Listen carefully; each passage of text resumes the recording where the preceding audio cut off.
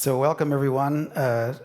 I invented a machine called the MotionComposer, which turns movement into music, and we developed it for persons with disabilities. So we sell it to Förderschule, special schools and institutions for people with all kinds of disabilities, from small children to seniors suffering from demence and everything in between. And there's one sitting on the table. And ZIMT invited us to demonstrate the device and show its capabilities, and we're going to do that with all of you. You're going to be the dancers in the second half of the program that we're doing with you. So that's me. I used to be able to jump over computers. And the thing here is I'm wearing electrodes on my body, so I was controlling the music with my muscles. And I've been doing this sort of thing since the 1970s. I worked with, Merce Cunningham was my teacher in New York, and I knew John Cage and those guys, and they were my inspiration. And I began to work with electronics in the 70s, long before computers, and I would make sounds with my muscles and body. And I had a dance company in Germany based in Nuremberg called Palindrome. And we did stuff with media. So the dancers here, if you look at this picture, they're reaching their hands out to make sounds, right? She's playing music with her hand. Or here, we're sitting at the edge of the stage and opening and closing our mouths and opening and closing our eyes to make music. So how did we do that? We used a video camera with a big lens on it, and we marked the pixels of the lower lip, which has light on it. And when you open your mouth, it becomes dark. So we use this Schwellenwert, this threshold, to turn on and off channels of sound. Okay, so we did this kind of thing for a decade long in Germany, touring around. Maybe you saw our company. We certainly performed in Leipzig, doing many experiments with new media. And then a woman came to me after a show and asked if we would come to Spain and do a workshop with children with Kinderlähmung, with cerebral palsy. And we thought, well, that's an interesting idea. You don't need to be a dancer to do this, and it's kind of fun to make music with movement, and it was fun, and we did have a good workshop. When I came back to Germany a few days later, this famous light bulb turned on over my head. We should bring this into a form that anybody can use.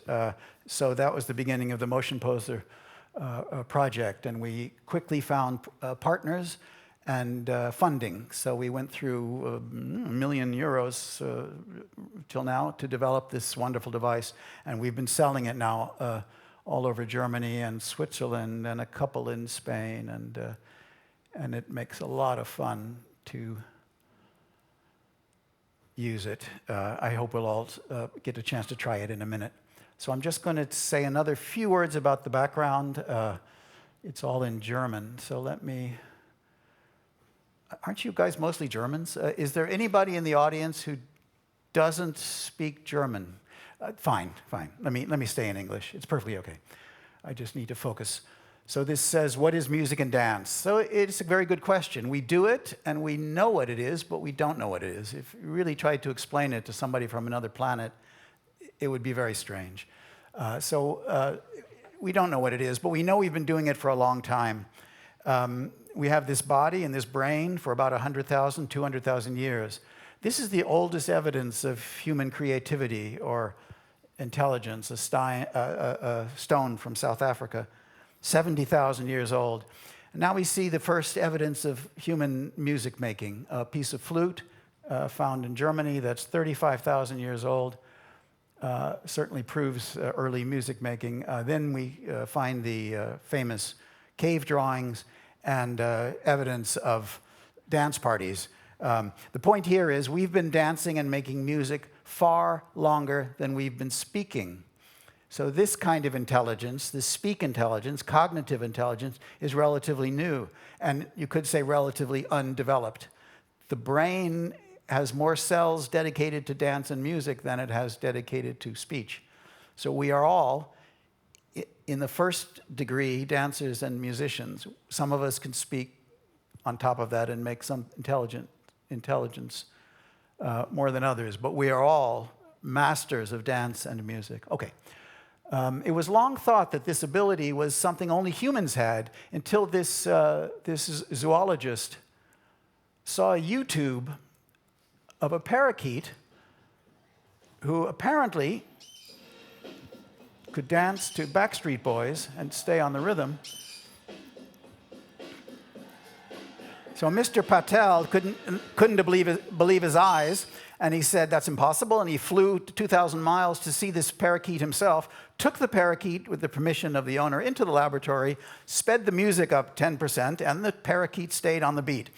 In the meantime, it's been found that elephants can do this and dolphins can do this too. But what humans can do so well, and the animals can't come close, is we make dance and music intuitively. We don't need to be trained to do it. We bring music and dance to the experience. It's not something we have to paste on later. So we are all masters of music and dance. I just want to make that as the background of all that we are trying to do. So what is music and dance? It's our Ursprache, which means the first language, you could say. Before we spoke, we were certainly making music and dance. It's thought to be the origin of language. Without music and dance, there would be no abstract thought, no creativity, say the scientists. Everyone has it, everyone needs it. Nietzsche said, "Wir hören Musik mit unseren Muskeln." We hear music with our muscles. And I think what he meant is that music and dance are two sides of one coin. So in English and in German, we have two words, music and dance. Most languages in the world have a word for music and dance in one word. It's a little hard for us even to kind of conceive of it, music dance as a thing. If you speak in Portuguese of capoeira, that's a movement tradition and a music tradition in one word, in one concept. And there are many examples like that in other languages and other cultures, and few examples in German and English. So I think I'm finished with the background. The MotionComposer will turn it on in a moment. It has these buttons on it. We call them sound worlds. You press a button and it opens up a music environment where you do the settings for the body experience. So you go back and forth from the main menu to and that's basically how you operate it. So we're developing more and more of these sound worlds. One of the composers that works with us is sitting next to me, Philipp Schschmalfuss, who's going to also demonstrate some of his work. So 3 of the sound environments were created by Philipp. This word means try it out. So please, should I show the video now? We've got this thing running at the end. It's better at the end if we can. At the end, yeah. Good. Let's please try it out. Everybody, I need you to stand up, and I need you to participate with your bodies, with your hearts and souls. So bring your hearts and souls with you. We can turn off the screen or leave it on, I guess. But let's please make some, yeah, it's annoying. Maybe we turn off the light. So I walk back and forth on the stage. So first I have to turn it on. So let's have somebody else do it. Who's never danced with them? Who's never made music through their movements before? Would you like to try it? All right, so I'm going to turn it on. So if you walk towards the wall, and if you turn around and walk backwards or something towards the audience. Perfect, well done. All right, next person, she was playing a piano for us. Great, great. All right, now what I'm going to do for this person, and who is this person? Leon. Hi, Leon. I'm Robert. So I see that Leon is wiggling around and dancing. So I have a button here I can press we call flow. Now, Leon, go for it.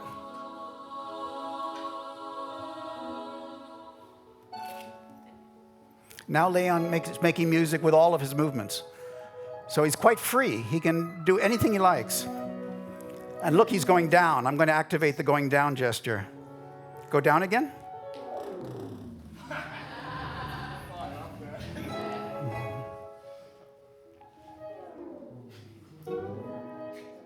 So the way this technology works, it's important that the MotionComposer can ignore the background. In order to see the person, we have to erase the background. So I could talk a little about the technology, but that's what they call stereo vision. We all know what that is from our two eyes. It allows the machine to have depth perception. So in the settings, I can decide how large the room is. So I wanted to be sure to get rid of that table and any activity back there. But I had set it to 3.5 meters, and she was farther than 3.5 meters away. In other words, for smaller rooms, you need to set the depth smaller. People use this in very small rooms, so it can be used in a hospital setting as well as a large gymnasium where the children really like to run. Okay, if I could ask the dancers to do the particles environment for us, please. I'm turning on what we call particles, which is also created by the... All right, you go ahead and start moving.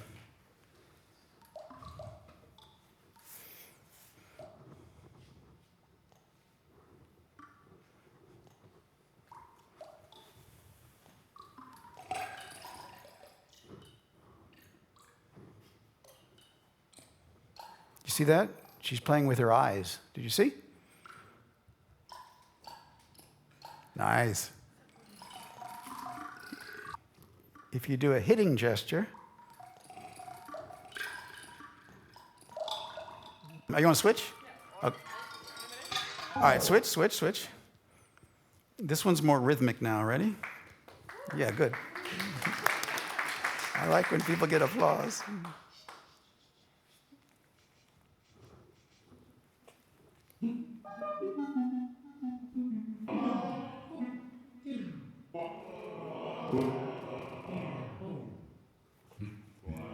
All right, freeze a moment. Here comes rhythms.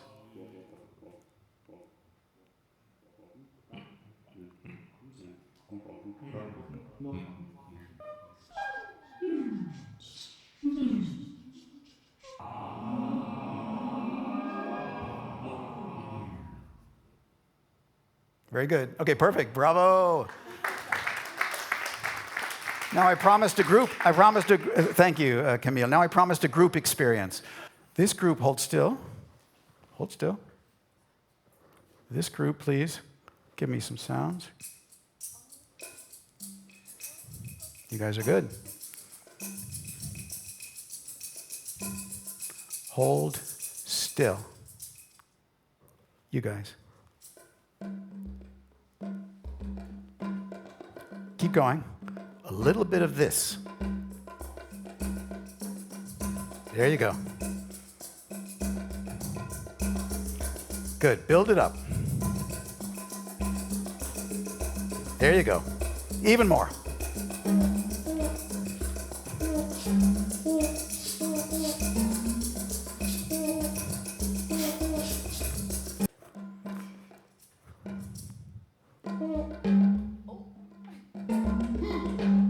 Yeah. Everybody. There you go.